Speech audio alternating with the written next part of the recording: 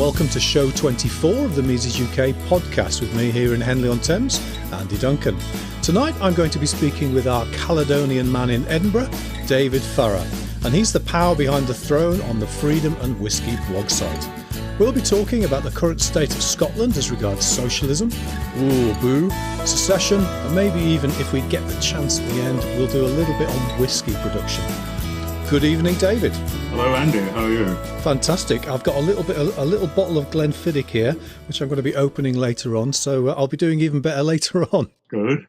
Now, I know you've been a great servant for liberty here in the UK, and particularly up there in Scotland, but just for our listeners, I thought we could fill them in on some of the details. So, what originally brought you to liberty? I think it's partly my own family background. It's something I hadn't quite grasped until I thought about this when you said you wanted to talk. I was brought up in the southwest of Scotland. My father came from Cumberland, just over the border. And shortly before I was 18, my father told me that the company he worked for, a Scottish company, was merging with an English company, and we were moving to London because companies like being near the centre of government. And I didn't particularly want to move to London, so off we went. And I always thought this was rather odd because, why wouldn't it be cheaper to bring the business up north? Mm-hmm. When we got down there, I wasn't interested in politics at all. And we're talking now of the swinging 60s. And, Whoa. Yes, a long time ago.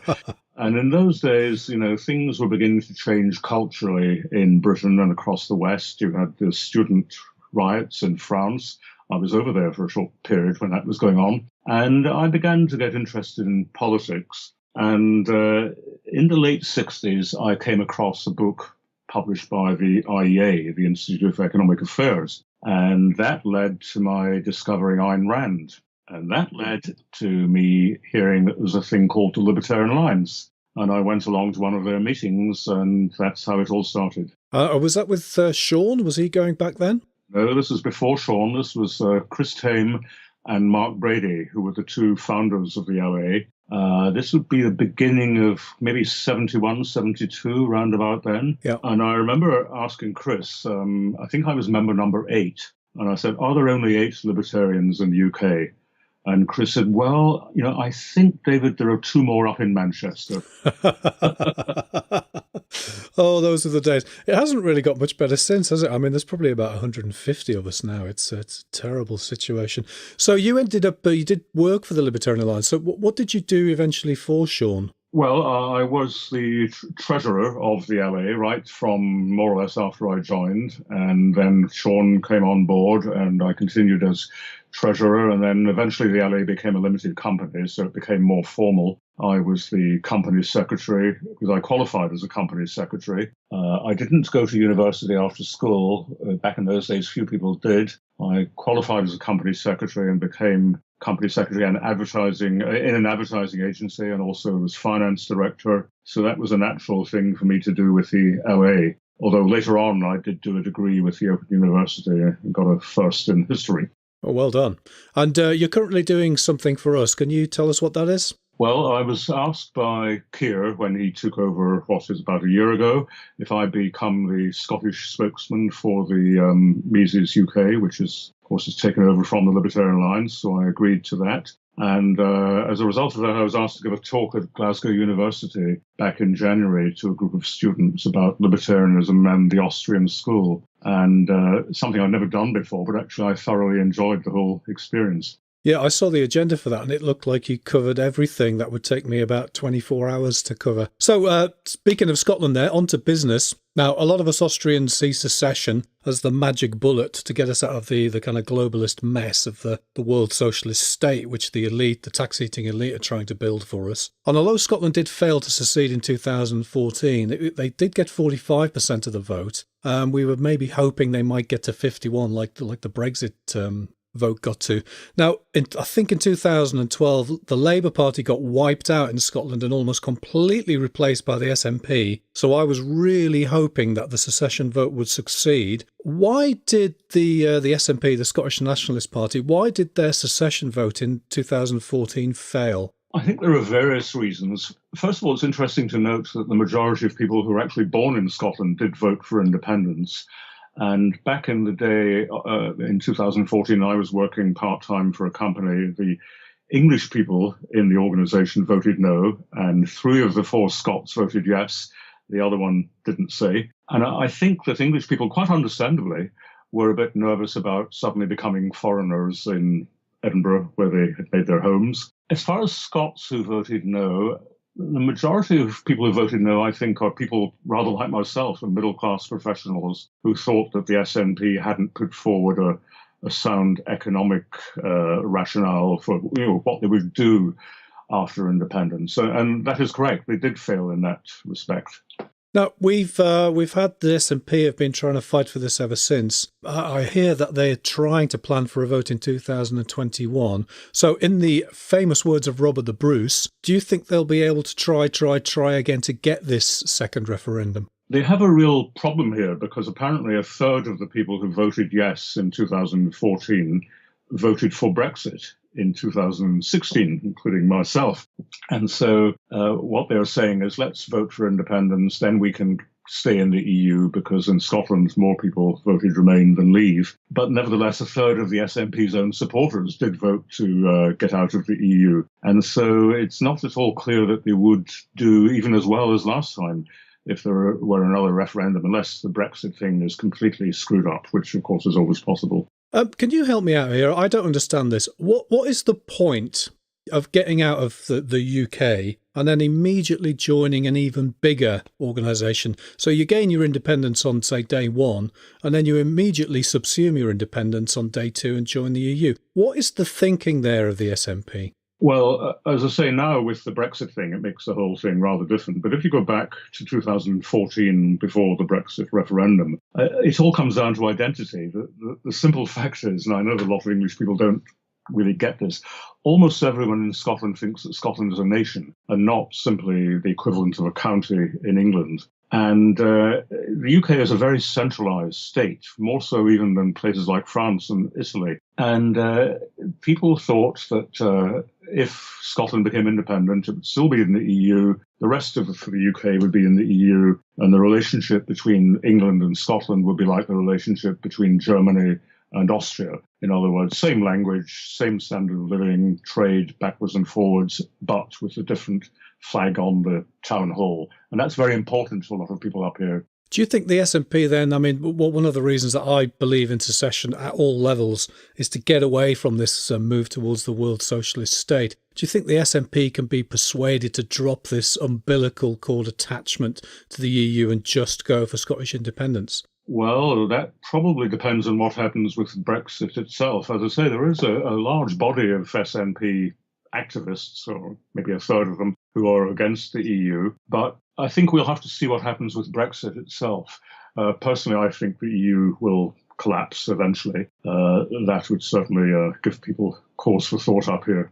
Now, we saw in the Scottish referendum vote, it looked to be going well for the pro-secession people, and then the Westminster elite, the tax-eating elite, threw everything they could to stop secession. So we had nuclear weapons and the submarine bases on the Clyde. We had the leaving the pound. We had the national debt being transferred to Scotland. We had everything the Westminster people could do to try and stop it. Now, a lot of those issues have maybe faded away a bit. What do you think the big issues will be? Let's say there is a vote in 2021. I want you to get your crystal ball out here. What do you think the big issues will be in the next secessionary election? Well, certainly they would have to have a proper answer to the question of currency and money. Of course, the people I was involved with, a group called Wealthy Nation, which of course comes from Adam Smith, we were arguing that it didn't matter if you had a central bank. In fact, it would be best if you didn't have one. But of course, the SNP under Alex Salmond at the time, they paid no attention to our recommendations. I still think that there is not very much chance of there being a vote for independence in the near future, unless the whole EU thing collapses completely. Has anything changed in the balance of forces for pro-secession and anti-secession? Has anything changed substantially since 2014, or is it pretty much just the way it was? Well, the opinion polls show that the position is much as it was before. And I think one of the reasons that they got it wrong last time, or one of the things they got very wrong, was not addressing, as I said earlier, the concerns of the middle-class tax-paying people in Scotland, who are actually quite a large number of the amount of the population here. And there is a kind of view held by a lot of SNP supporters that Scotland is a left-wing nation filled with socialists and so on. This is not the case. Most people here are buying their own houses. Most people, the vast majority, work in the private sector. Economically, it's very similar to the UK average. And they haven't really addressed that fact, and they really do have to face up to that reality. No, I don't know too much about Scotland at the moment. I haven't been there for quite a while. What's the state of kind of cultural Marxism up there? In England, it's pretty bad at the moment. We've got the thought police, and if you say the wrong thing on Facebook, you could end up in jail and so on. What's the culturally Marxist kind of state of Scotland at the moment? It's more or less identical. The SNP are fully on board with all of that. And but there again, so are the Conservatives down south. I don't think there's much difference here. I've mentioned this to some friends of mine who work in the universities, and they get slightly defensive when I say they're run by cultural Marxists, but I'm afraid they are. Now, if we go back a little bit into history then, I'm going to assume that the secessionary election is called and we win and we get a free and independent Scotland. Now, the Stuarts, the royal family of Scotland, actually took over the English throne back in, I think, 1603 when Elizabeth I died. And her descendant, Elizabeth II, from the Stuart family, kind of, originally, is still on the Scottish throne. And she does spend her time in Balmoral for 3 months every year. Do the SNP want to replace her with a president, or are they going to allow the Queen to still be the Queen of Scotland? Well, certainly during the 2014 referendum, they kept saying that she would remain as Queen because she is the Queen of Scots as well as the Queen of England. And I think that opinion is as widely held here as it is in England, that most people quite like her. She comes up here a lot. Princess Anne is the president, I think the term is, of the Scottish Rugby Union. The Queen comes to Edinburgh for a week every year in June, as well as the holiday in Balmoral. And I don't think, other than in the left-wing element of the SNP, that there is really, it's not an issue, I would say. Now, this is something I've always found very strange. As you said earlier, most people from Scotland who were born in Scotland voted for independence last time, and every Scottish person I've virtually ever met has wanted Scottish independence. So it's very strange to me that 55% of people living there can vote against it. Can you explain to us how, I think it was in 1707, how did Scotland fight Bannockburn? And before that, of course, we had Mr. Braveheart himself. We had Mel Gibson fighting as William Wallace before Bannockburn. So you got this fierce, proud, independent nation. How did it let itself get taken over by England in 1707? Well, there is a little gap. Bannockburn was 1314, and the Union a small gap, a tiny, yeah. A tiny wee gap. The wee gap of 400 and 390 years, whatever it is. 1707. England wanted the Union because it wanted to defend its northern borders against a possible incursion by the French, with whom historically Scotland had been allied. Scotland, on the other hand, wanted to be able to trade with England and its growing colonies in the Caribbean and North America. And that was the basis of the Union. The ordinary man in the street wasn't in favour of it, but then they probably were not particularly worried about world trade matters. But the powers that be in both countries saw an advantage, and I can fully understand why. Now, if we do, I'm going to make a few assumptions here, and I want you to get your crystal ball out again. But let's assume we do get a secession vote, we do win, we do get an independent Scotland, we do keep out of the EU, or we're not in it in the first place, or maybe the EU's even collapsed and so on. Now, during its last time of independence, before 1707, we had the Scottish Enlightenment. We had, some people don't like him, but we had Adam Smith. We do like people like David Hume. We also had people like Robert Burns and Adam Ferguson. If we do get a free and independent Scotland out of the EU and out of the UK, could there be another kind of libertarian, classically liberal Scottish Enlightenment? Or will the SNP just try to turn Scotland into Venezuela? Well, the SNP might try to do that, or some of them might. But, of course, in the event of independence, it's not necessarily the case that the SNP would be the continuing government. I know that's what happened in Ireland, but I would imagine you'd have a kind of a Tory and a Labour government, Tory and Labour parties in independent Scotland. The Enlightenment, you talk about Smith and Hume, they were actually after the Union, about 70 years later. Some people would say it's because of the Union. They were not necessarily the kind of people who were against the Union. By then, it was something that was accepted. Smith, of course, taught in Glasgow and then in Oxford and then came back up here again. So they were kind of figures of the Union itself. Over the next 10 years then, with Scottish secession, what's your prognosis for the next 10 years? Well, were it to happen, of course, it would depend on who was running Scotland. I think if it were run by the current political class, and that would include the Scottish Conservatives, then it would be much like the UK. You'd have kind of leftist Tories and leftist Labour people and leftist fake Liberals. But after a while, maybe perhaps because it was a smaller country, it might be forced to accept economic reality fairly quickly. One would certainly hope so. And then certainly no underlying reason why it couldn't prosper. As I say, it's a boringly average part of the UK economically, despite what some of our libertarian comrades down south may think. With the right policies, it could certainly prosper. Well, it did dominate the world at one point, didn't it, with Scottish engineering and the development of the Central Belt in Scotland and so on. Before we go, thank you for all your thoughts on Scotland, which has illuminated me, maybe our listeners too. You're currently resurrecting the Freedom and Whisky blog site, which was resting for a while. What are your plans for developing that? Well, I started again about a week or so ago. I want to start it once more. Basically, it stopped because I got completely blogged out at the time of the referendum, and there was so much on the internet in the 6 months up to that period that I just had enough of the whole thing. But I'd like to start moving it in other directions, not simply the political thing, but the cultural thing, kind of things you've been talking about, the cultural Marxism. I'm a keen photographer, just putting photographs on and widening it out a bit. I mean, Freedom and Whisky, it refers to both libertarianism and Scotland. The two words have a meaning there. They're not accidental. Apart from coming from a poem by Robert Burns in which he attacked taxation on the whisky trade. Oh, good man. Now, speaking of Scottish culture, I do have a small bottle of Glenfiddich here. See if I can just get the top off. The top of Glenfiddich's often quite tough to get off, but we'll...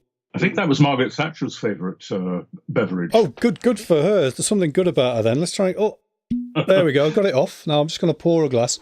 I thought, given your knowledge of whisky and Scotland and living in Edinburgh, where there's plenty of whisky shops and tartan shops and so on, what kind of whiskies, let's say we have a newbie, somebody who wants to be introduced to whisky, what do you think they should start drinking first, given a reasonable pocket, but not an oversized pocket? What's a good whisky for people to get started on? Well, certainly the malts are the ones to go for, I think. I like Highland Park, which is from Orkney, a lovely place, by the way, certainly worth visiting. That's not too extreme, but the most tasteful ones, in my opinion, are from Islay. They're the very peaty whiskies.